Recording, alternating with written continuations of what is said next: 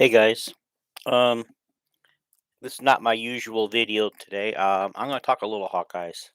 I've been getting in my inbox people talking about the name, image, likeness, and thinking that I was going to be at a disadvantage.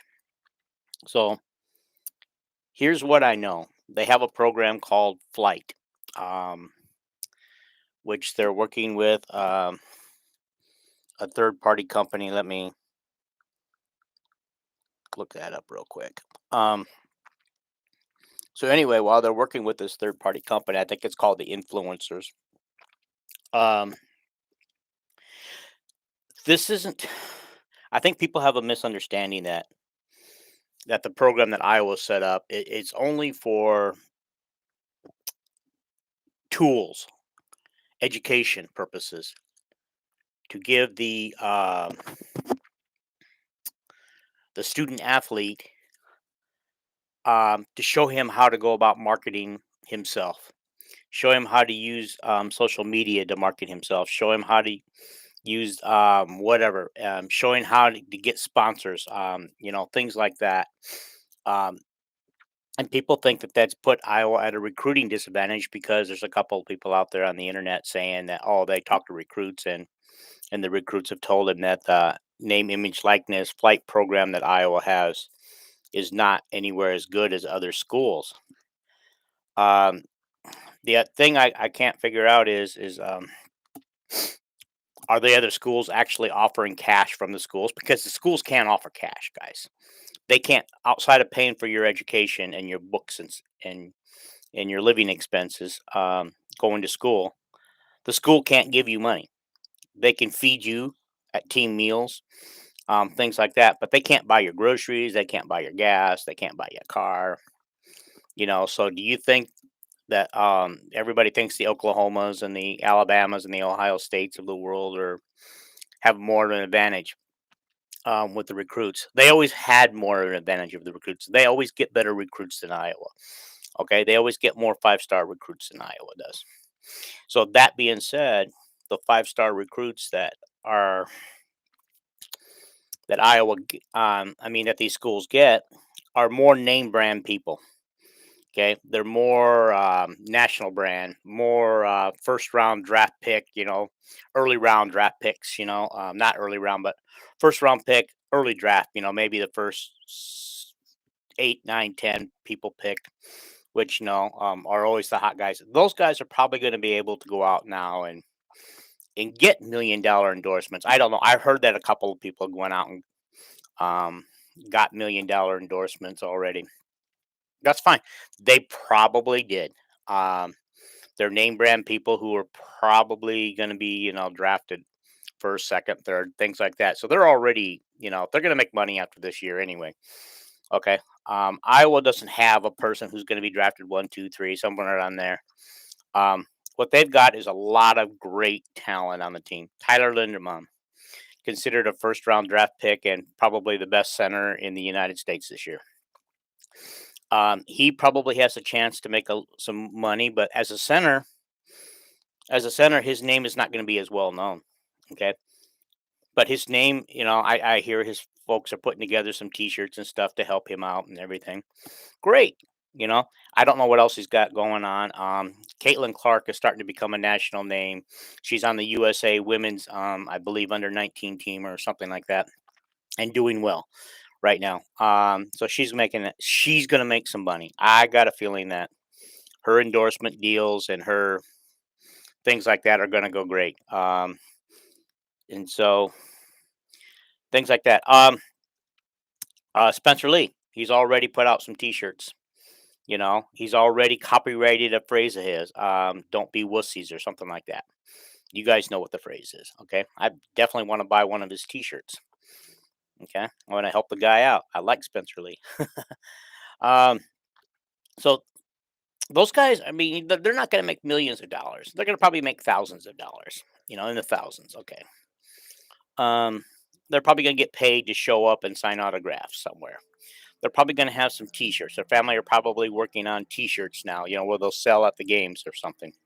Um, but remember, um, part of the program that they set up, and this was over a year ago when they decided that this could happen, is that they could not, if the school was sponsored by, let's say, Nike, the individual player could not go out and represent or advertise like um, Under Armour or uh, Reebok or something like that.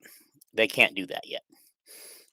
They can't advertise anything that the school already is being endorsed by or sponsored by. So I don't feel like at this point that I was at a disadvantage in recruiting in that area. Um, I don't the like I said, the flight program where they work with a group called endorsers. It's just an educational program to help these guys decide. These guys can go out and make as much bank as they want. They can go out and do what they can get whatever endorsement deals that they want as long as it doesn't interfere with what Iowa already has going. Um, or contradict what Iowa has going. Okay, but these guys can go out and be the face of. Um, oh, I'm trying to think of something big in Iowa that they could be the face of, and be the face of it. Like I can't think of anything coming to the top of my head right now. So, but what about one? Okay, like let's say like a farmer player, defensive lineman for Iowa. What if John Deere, because of the farming, decided they'd like to sponsor, let's say Tyler Lindenbaum, little farmer background and everything going on, and they just say, okay, you're face of John Deere for Iowa. Okay, you're going to be our face. You're going to be the one that goes out and promotes, our tractors and things like that. That could potentially lead to a lot of money, things like that. Um, so, but yeah, Iowa's always been at a recruiting advantage when it comes to Alabama, Ohio State, and Alabama, Oklahoma's, Clemson's, things like that. They already have been. Iowa just has to figure out a way to out recruit Wisconsin, out recruit Northwestern, out recruit Minnesota, out recruit Iowa State. You know, um, and all those guys, are going to go for endorsement deals too. And they're all looking to see where they can make some bank right away. And so, um, I think, how do I say this? They the money's out there for anyone who wants to do it. Okay. Tyler Goodson can make bank in Iowa because he's huge right now in Iowa. Everybody expects him to have a huge season. You know where else he's huge? His home state of Georgia and near his hometown, where he's huge. They're proud of him there. And I think he's got an endorsement deal in Georgia already. So, some of these guys can make bank in both their hometowns and states and Iowa as well. And remember, at Iowa, you can play earlier. You have a definitely play earlier. Some of these guys going to the freshmen, who have chosen to go to like a Wisconsin, not Wisconsin. I want to say Oklahoma, Alabama, Clemson, all those schools because they got the name brand, they've got playoffs annually in their blood. But they may not play for 2 years or maybe three. You know, they may have to play against somebody for a while. That quarterback or running back. And so if they're playing behind somebody for a year or two, they're not going to be able to make that kind of money right away because they're in the wings waiting. I see this thing as a potential for more starters. The starters, the name brand people, the people who carry the team right now. Uh, I think Jordan Bohannon will continue to try to make some kind of bank. I know he's got his T-shirts going, and he's now got. Um, if you want to hear his podcast, you have to pay for it. I don't know if it's the whole thing or just a certain part of the podcast or exclusive content only, but I know you have to pay for it now. And he's got his T-shirts and things like that, which I think are really. I mean, I'm sorry, they're overpriced. If Jordan, if you're watching this, which I doubt, your T-shirts are overpriced. um, but anyway, so I don't know. I no. My honest opinion is Iowa is not at a recruiting disadvantage there. Well, I think right now what's killing Iowa in the recruiting is depth. Um, People are looking at that. I mean, the so we have obviously we have some pretty good tight ends. We're missing out on a lot of good tight ends. So obviously we've got some depth at tight end that we don't know about because we've had such good tight ends for years that we don't know what kind of talent sitting there in the waiting to be uh showcased. But we're about to find out. I mean, we're about to find out who is going to make it big this year as a tight end because it won't only be Sam Laporta. Sam Laporta is a given. Sam Laporta is expected to have a big year. Tyler Goodson's expected to have a good year. Tryon, I can't even try. Anyway, Tryon Tracy Jr. Is expected to have a big year. All those guys having big years will mean success for Iowa. It will also mean success in their bank. And I don't know. I don't know how this whole program works. Can they pick up endorsements in the middle of the season? We'll find out. But I mean, like if Iowa gets off to a hot start and these guys all have a hot start, they're going to be endorsement deals coming. Granted, they're not going to be, millions of dollars. There'll probably be local car dealerships who want the face of it. A local protein shake or local gym or those kind of things. Local grocery store. Hy-Vee using.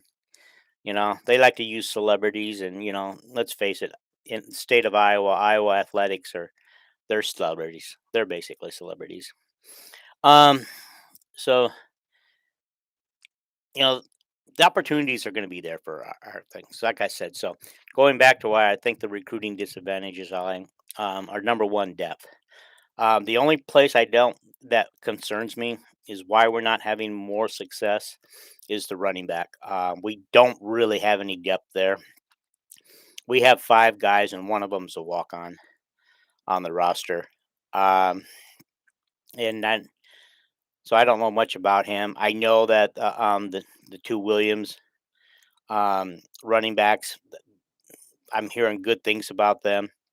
Um, Kirk Ferentz is raving about Ivory Kelly Martin that he's at full strength, doing great. He's very successful and he's having a good time. And everybody knows he was the original starter before Tyler Goodson. So I see as long as Ivory can stay healthy, and that's going to be tough for him because usually at Iowa, once injured, always injured.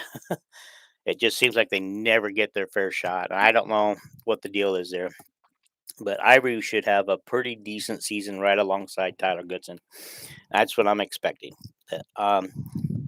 But after that, Ivory's gone after this year. Well, that's if he doesn't choose to use the 6 year, we'll see.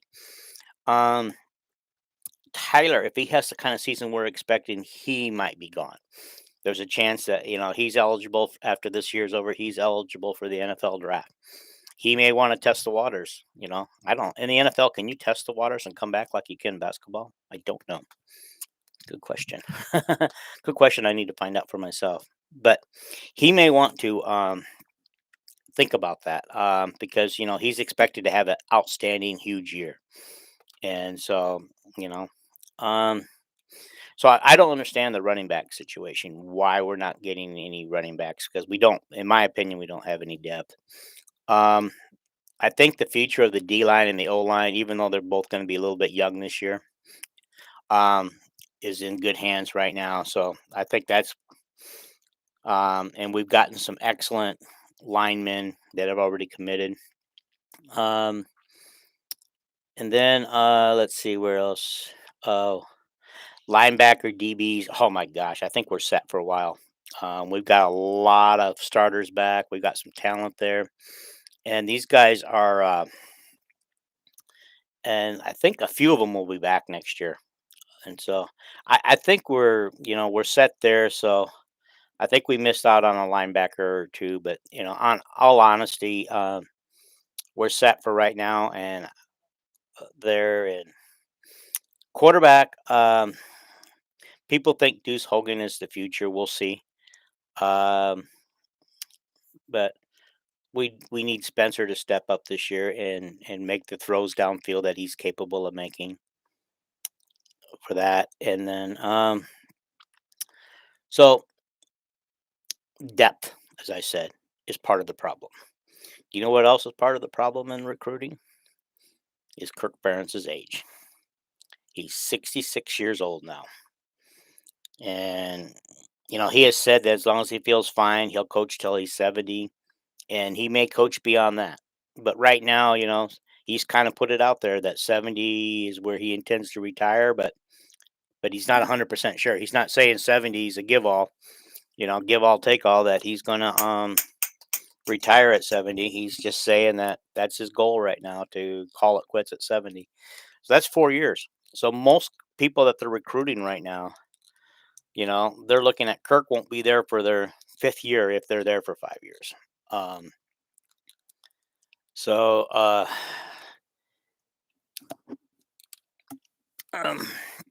so that's working against him.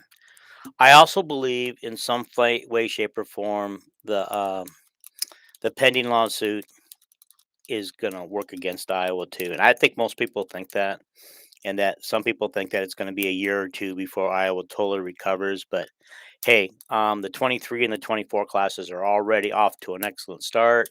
Iowa appears to be putting all their eggs into those baskets right now. Um, but Iowa's going to be patient. They're going to find the right guys for their guys.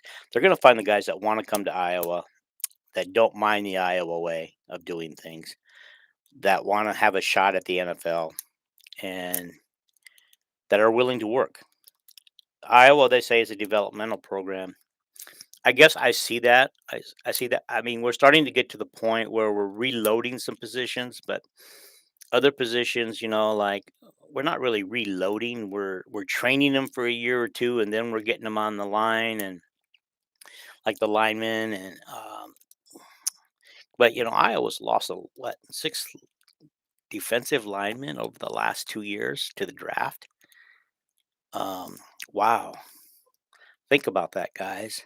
That's why our line is so young this year. Um, that's why we don't know if the defensive line is going to be as good and solid as they have been. Last year when people wondered how we were going to do when the three with when we lost three linemen, and Iowa stepped it up and they did great. Can they do it another year? Um, and so this class doesn't look to be running off to the NFL. As I mean, these group of guys don't look to be running off to the NFL, from what I heard. Other sportscasters say that we might be able to actually have an experienced line come back next year for the 23 year. So that explains a few things there in the recruiting process. Um, yeah, because people are aware.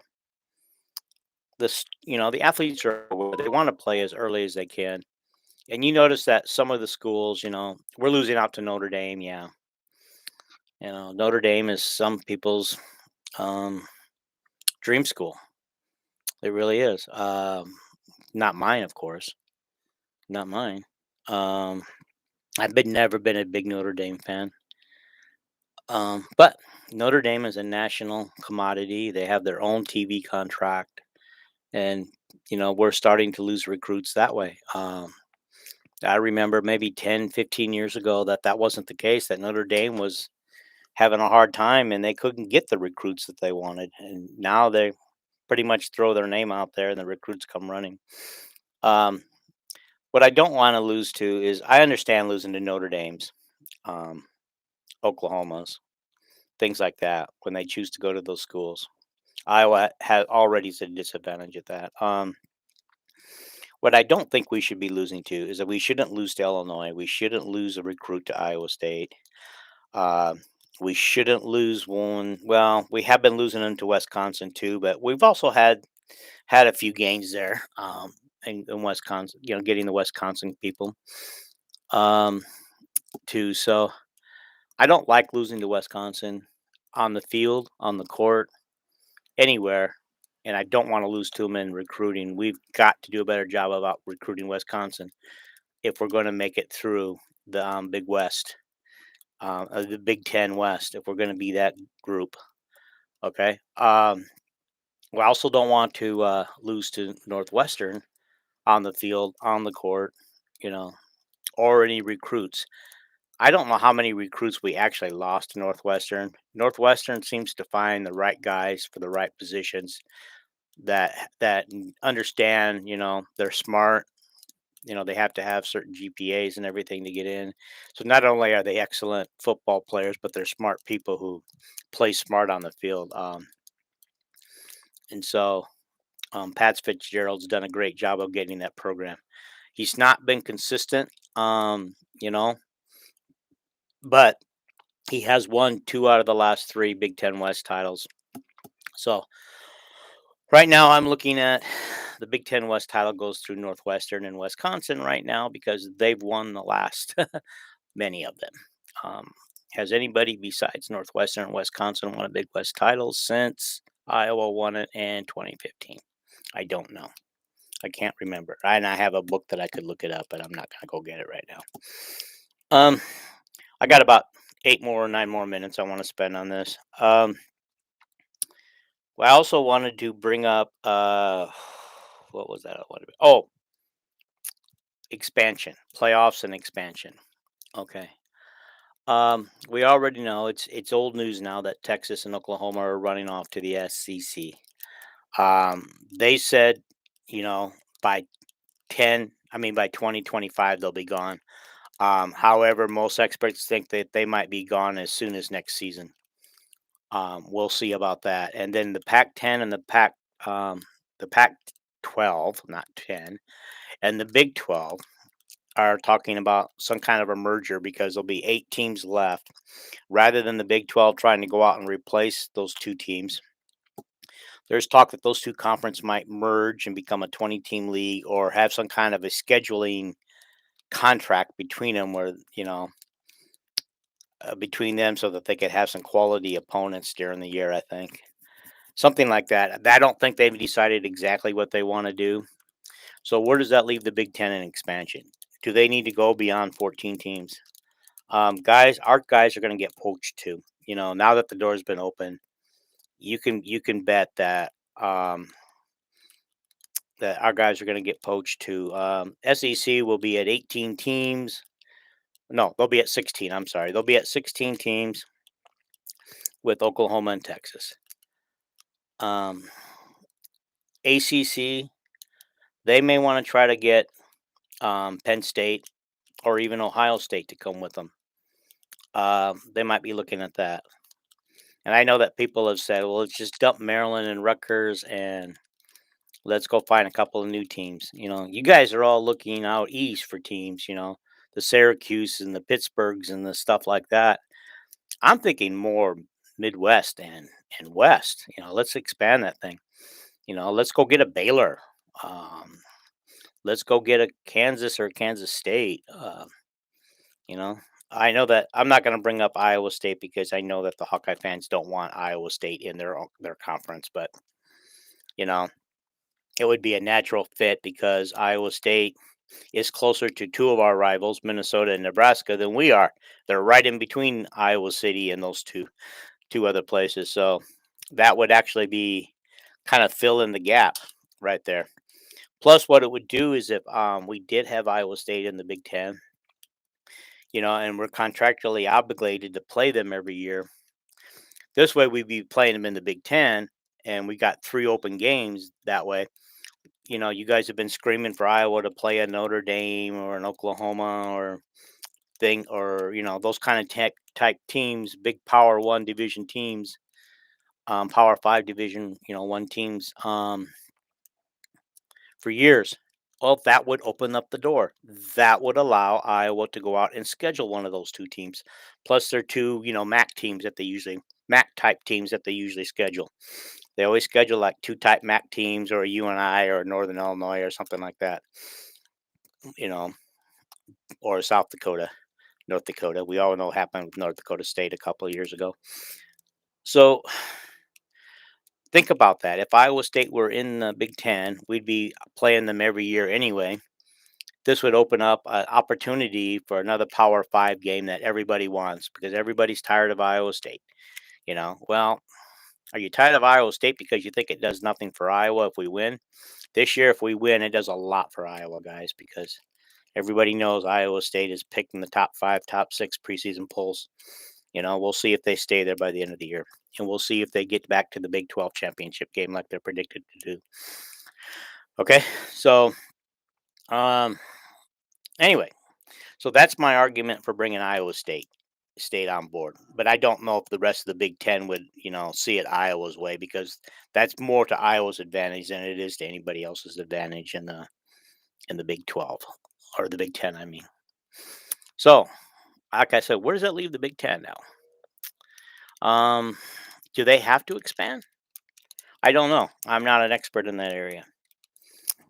But if the SEC is doing what they're doing and ACC is rumored to be poaching some Big Ten teams, does the Big Ten need to go out and find some other teams and start building up toward their, got 14 teams. Do we need to go to 16, 18, or 20? The Big 12 and Pac 12 or look like they're going to try to merge into a 20-team league. And so I doubt if any of those teams will be poachable now, if they do come into that agreement, I think all those teams will stay in place and stay where they're at and won't be able to poach them away. Although neither conference has great money, but maybe together they will have really good money. Nobody makes the money that the Big Ten and the SEC does on TV money. Okay, so that's where I see. I don't know where Big Ten's going to get future teams. If they do need to expand. They're going to have to keep what they got because I think the other teams are going to be approached. Like, why wouldn't Penn State want to jump the Big Ten? They've had a decent team year in and year out, but they've not been able to win the East because they've got traditionally Ohio State in front of them.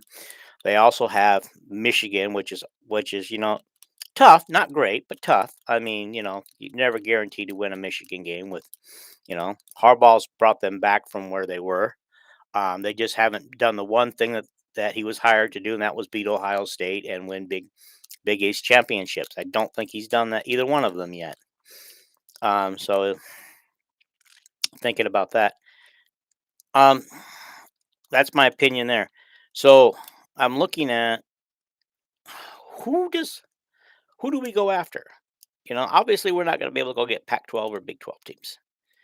Do we go after? Do we try to break up the ACC? I doubt it. They got their own money and their own contracts, their own channels. I doubt we're going to be able to bust into there and get them. So now we're probably looking at teams like Cincinnati, which I think are they an ACC team, and Louisville. I think they're ACC too. So yeah, they probably won't leave. So I don't know who we'd be looking at to go after to kind of bolster our basketball and our football. But everybody knows football is one that's driving the ship right now. So, but anyway, I hope this helped a little bit. I wasn't able to talk much about expansion, intelligently. I wasn't able really to talk intelligently about the name, image, likeness, but I just wanted to give you my viewpoint from what I've read. I have read articles on it and uh, done some research on it, and I just don't really feel that we are at a recruiting disadvantage like some people think. I don't think we're at a competitive disadvantage or a recruiting disadvantage due to the name, image, like us. I really don't. I think there's some people out there some fans who don't understand it and are out there trying to start stuff because you can go on the internet and find anything you want to back up what you want to hear. If you want to think that it's not bad, you can probably find all kinds of people out there shooting their mouths off. But remember, they're no different than you and me. They're Hawkeye fans who don't know shit. Okay. They really don't. They're just fans. I don't know anything. I just got my opinion. And my opinion, I think, is more logical, more thought out, and more radical. Not radical. Oh, I can't think of the word. Anyway, more stable. More stable, more rational. That's what I want to say. Rational. Um, I'm kind of trying to see it from both sides and trying to see it from the side that I just don't really believe that this can put Iowa at a disadvantage. The only way I ever thought it would put Iowa at a disadvantage is if the 20 states that have passed the law about name, image, and likeness were the only states doing that school, but the NCAA has allowed all schools to do it. It would be better for Iowa if Iowa legislature would get on board and go along with it. I think it would help better. We could set more parameters and more guidelines, but right now, from the way I understand it, we're going to be just fine. Like I said, it's not a paid program. It's not a program to help you find sponsors. It's nothing like that. You have to go out and do the legwork. Okay. And I think part of the name, image, and likeness is they can now have agents if they want. And so they might have their agents out there trying to find them deals, you know. Um, that part I'm not clear on. Somebody correct me if I'm wrong, but I believe they can sign agents, and those agents can probably help them find endorsement deals until they get out of college. Um, so anyway, having said that, I think that's where we're at right now. I think I'm going to try to end it right here. Um, I hope you guys enjoyed this video. It's my first time going full Hawkeye on one of my videos. Um, and you can kind of catch us. If you made it this far, I forgot I should have started at the beginning that Nolan Hawkeye Anthony, um, my partner on the podcast, has his own videos up.